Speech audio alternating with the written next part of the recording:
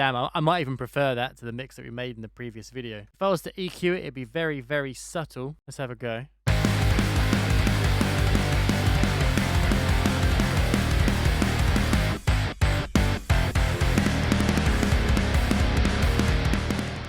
Hello and welcome. If you make punk rock or similar music and want your recordings to sound pro, then hopefully this channel can help. How can you know that your guitar tone will work in the mix? Is it too harsh, too muddy, or too distorted? I used to drive myself crazy trying to second guess myself when dialing in guitar tones, so let's power through as many tones as we can so you can learn what to listen for when choosing your tone. By the end of this video, you'll know what to listen out for when dialing in a guitar tone and hopefully how to fix it. So this is the amp we'll be using. It's the free one from ML Sound Labs, Amped Roots. And this is the tone that we made in the previous video. It sounds like this.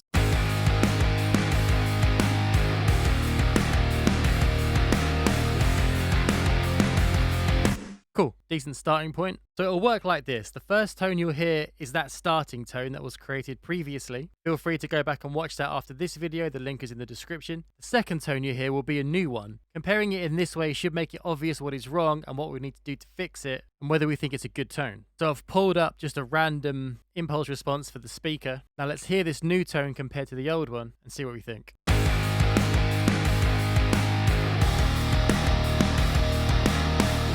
So is it a good tone or a bad tone? Hard to tell because there's that fizzy frequency, so let's pull that out and then we can compare.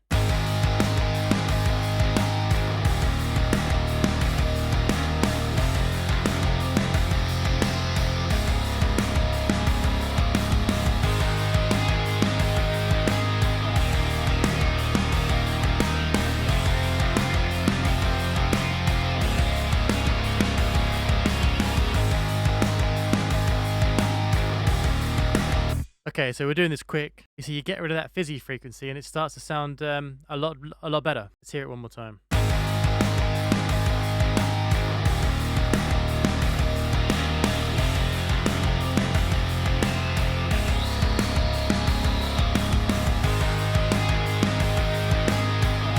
Now let's compare the new EQ'd one to the starting tone that we had and see what we think.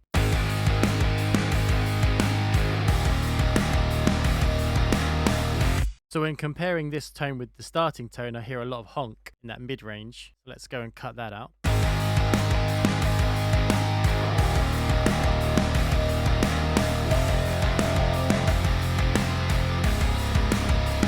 And with that cut, it was masking more of that fizz. This tone really does sound fizzy and too thin. Let's compare that back to our starting tone and hopefully you'll hear what I mean.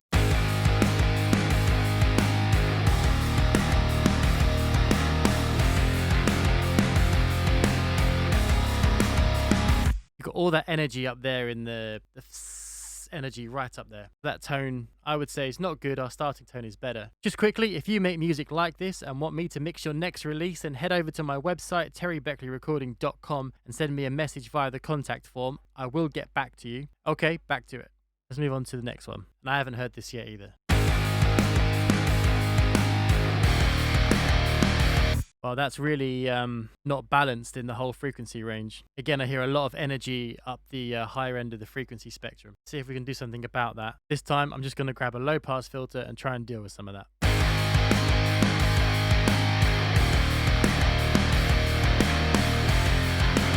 There's still a really horrible frequency sticking out. Let's try and get rid of that.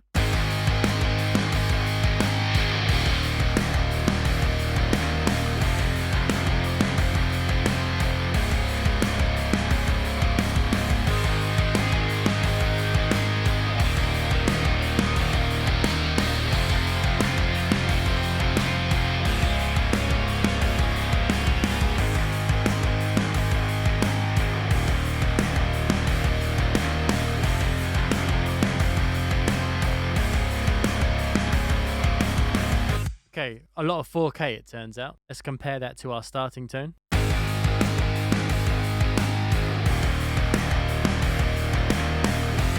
I mean, it does have a really cool bite to it, but I think it's more of a metal sounding tone at the moment. Reminds me of sort of that 2010 metalcore kind of guitar. Be good with some chugs, I think, but not for pop punk. It needs to be more balanced, so we need to have fuller tone all the way, down to the sort of like 80, 100 area, all the way up to like, 8 to 10K. So now I'm going to try and pick a tone that will at least compete with the starting tone that we had. So let's compare again.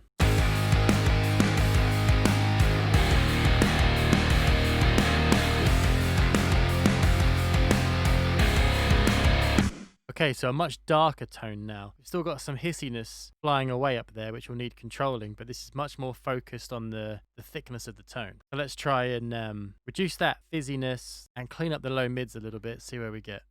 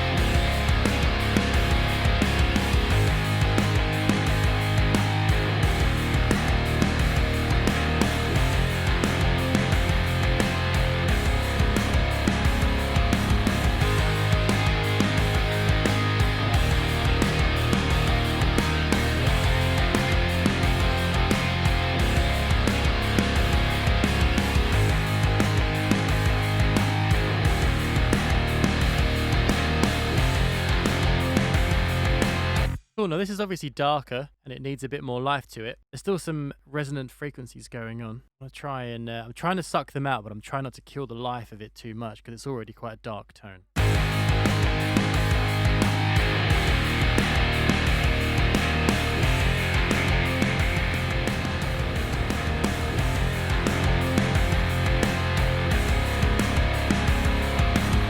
Okay, I kind of had to. Gonna clean up some of the mid-range and then I think we can compare it.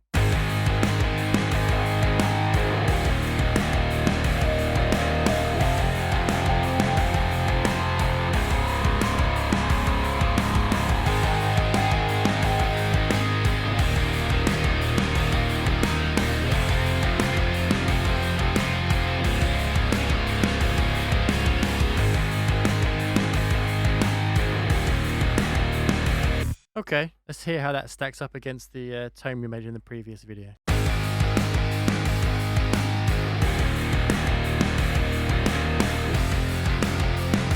Yeah, so it's actually usable. I hope you can hear how that's kind of dark and missing some of that bite that you need for pop punk and stuff like that. Let's pick a faster part of the song and see how it sounds. Maybe its darker nature will be its downfall at these faster parts of the song.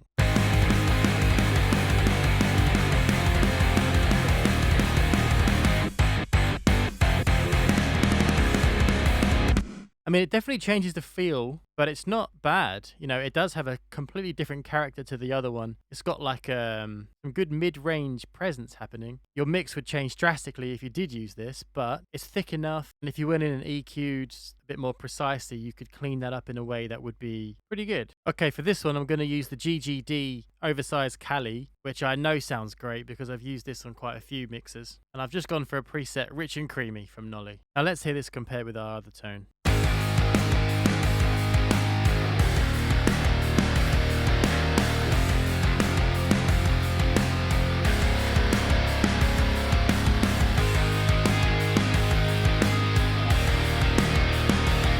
Now, without any EQ, that sounds good. It's thick enough, it's got enough of the low end, it's got decent mids, it's got bite, it's got presence, and neither one of those is stealing focus from the others. If you want to now go back and listen to the other ones that we did, they had too much in certain areas and it was pulling the frequency balance of the tone off into one direction, whether that was too dark or too much hiss. There's still some resonant frequencies because, of course, it's just a preset. I'd be pretty pleased with that. Let's hear what it sounds like at the faster part of the song.